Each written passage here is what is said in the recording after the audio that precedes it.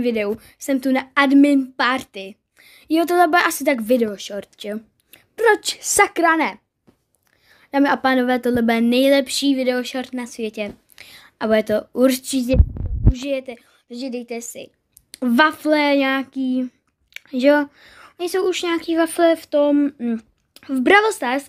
Jenom děkuji za 18 odběratelů, teda 16. Jste moc hodní, jste milí.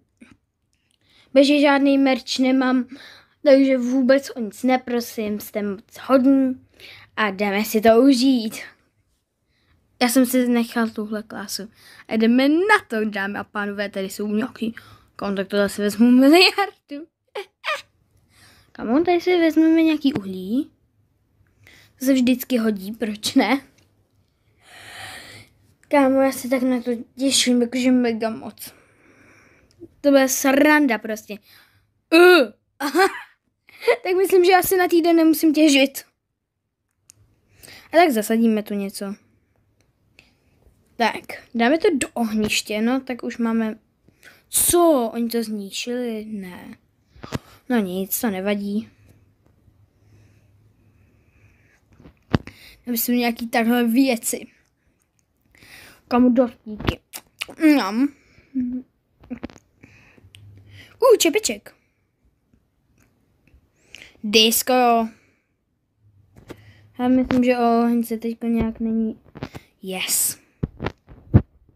Tak. Kamu, sorry, on to dává nějak rychle, já to nestíhám. To nejde. Tak. Lepšíme hezky na 4. Myslím, že...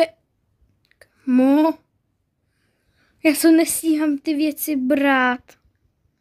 To je zároveň i těžký. Dáme tam ty barely, ty se mi dost hodí. No nic, chat. Byly to 2? Jo. Kámo, sorry, tohle je nejlepší hra na světě. Hele, tak já jsem se tu krásně natěžil něco a přitom úplně zbytečně.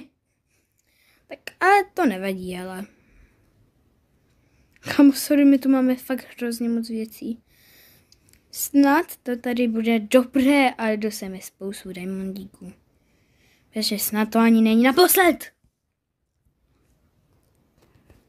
Kámo, mě napadlo, že prostě v noci se vyplížím a zkusím najít toho novýho toho, chápete? Kámo, teď tady budu půl hodiny.